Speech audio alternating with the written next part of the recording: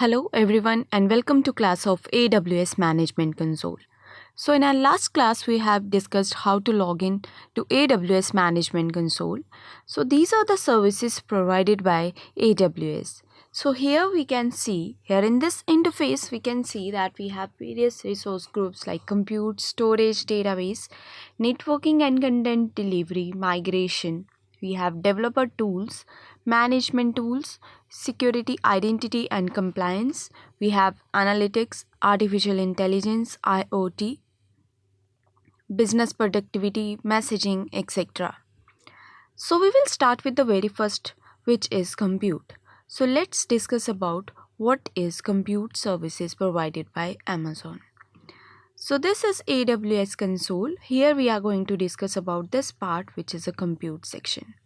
Compute section contains Ec2 Container Service, LightSail, Elastic Beanstalk. We have Lambda and Batch. Now let's discuss about compute. What compute is? So this is our compute, and compute comprises of these things. So we can say that Amazon Web Services provides a variety of compute and networking services. So why they are providing a variety of compute and networking services? So that we can deliver core functionality for business to develop. So in order to develop our business and in order to run their workloads, we have various services. So this AWS compute, it enables us so that we can have on-demand access of various resources. Now what are the resources? We have servers, we require storage, we have applications, and also we have various services. So in order to have this on-demand request and on-demand grant of the resources, we have Amazon Web Services compute. So we can have various products, we can deploy various products, run as well as scale applications on virtual servers. We can run our code on virtual servers, we can run our things or applications on containers or servers. So compute as very first is EC2, which is Amazon Elastic Compute Cloud. We call it as Amazon EC2. Now what EC2 is? EC2 is basically a web service. So this is a web service which provide us resizable compute capacity in the cloud. So resizable on demand. That means it provides us resizable compute capacity in the cloud. Now with the help of this, it allows us or organization so that they can obtain and configure virtual servers in Amazon data centers. In Amazon data centers, we have various servers. So EC2 provides organization so that they can obtain virtual servers in Amazon data center and they can use resources to build and host software systems. Organization can select from a variety of operating systems and resource configurations. Now in resource configuration, what they require? They require combination of CPU, memory, storage, networking capacity, and this all is based on the need of applications. So we can see or we can say that Amazon EC2, it presents a virtual computing environment which allows organizations to launch compute resources with variety of operating systems, load their applications, manage their network access, and have their complete control. So this is basically a flexible service and it is providing us resizable compute capacity, which are equivalent to virtual servers in their data centers. So we can commission one or thousands of instances simultaneously. We require to pay what we are using. We can make web scale cloud computing easy. So this is the use of Amazon EC2. Next we have Ec2 Container Service. So Amazon EC2 Container Service, it is highly scalable, high performance container management service. Because it is providing us or it supports Docker containers and it allows us to run applications on a managed cluster of Amazon EC2 instances. So, with the help of these containers, we require to make a piece of software run in isolated containers that can run into isolated containers. Now, what is Docker? Docker is basically an open source project that automates the deployment of applications inside the containers. So, container service allows us to easily run applications on a cluster of EC2 instances. Amazon Container Service eliminates the need to install, operate, and scale your own cluster management infrastructure. So, what is the deployment unit in EC2, which is a container? So, we require a container. With the help of this, we can run our software in isolated containers. Next, we have in compute, we have LightSail.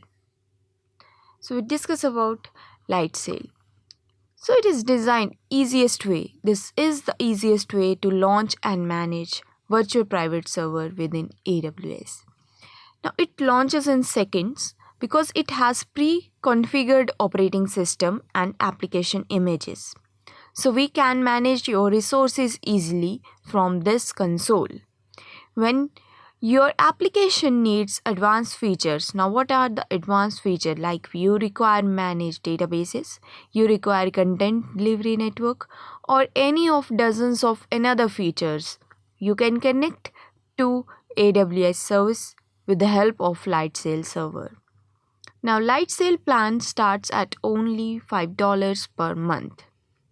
This is lightweight, simplified product and it offers dramatically simplified console.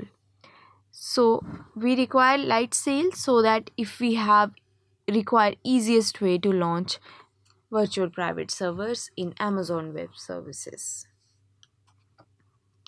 Next, in EC2 or in compute, we have Elastic Beanstalk.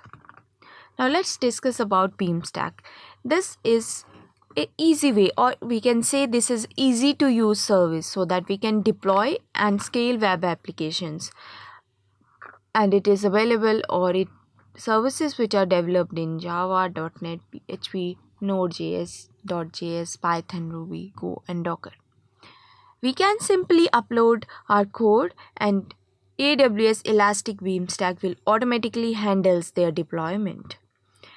From capacity provisioning, that means everything from capacity, load and scaling as well as health monitoring, Elastic Beanstalk will help.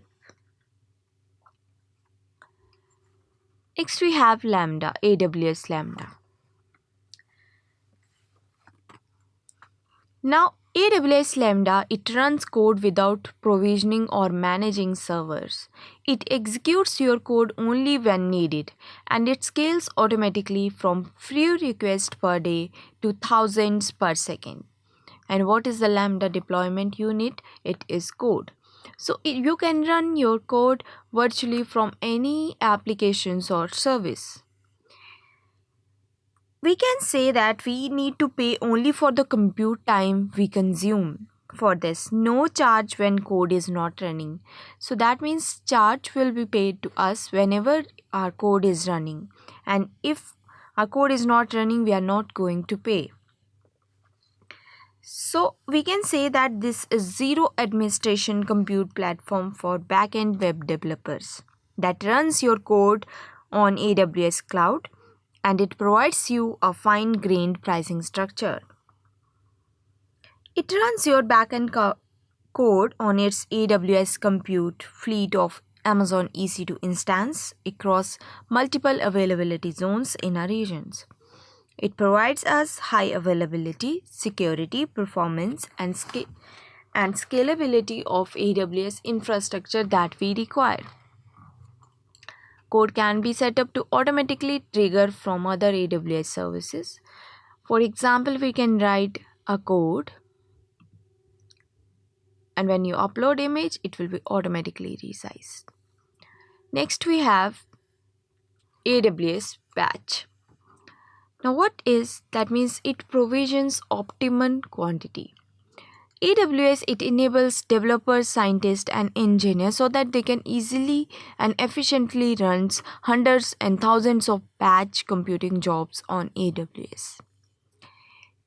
It dynamically provisions the optimal quantity and type of compute resources. That means it will automatically or dynamically provisions the CPU or memory optimized instances, and which is totally based on specific requirements of batch jobs submitted.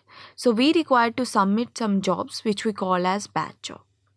So AWS Batch enables developers, scientists or engineers so that they can efficiently run their batch computing jobs on AWS. So this is our compute section of AWS Management Console.